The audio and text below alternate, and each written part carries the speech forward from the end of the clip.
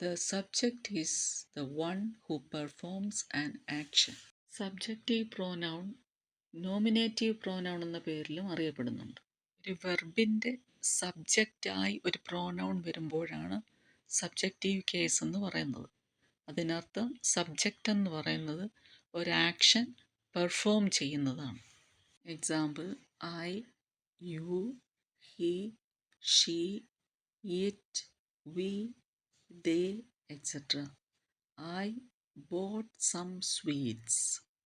Here, I is the subject, bought is the verb. He is going to school.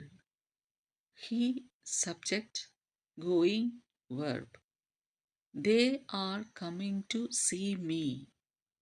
They, subject, coming, verb. She is sleeping. You should try this new recipe. Next is the objective case. It is used when the pronoun is the object. Pronoun object ആയിട്ട് വരുമ്പോഴാണ് objective കേസായി മാറുന്നത്.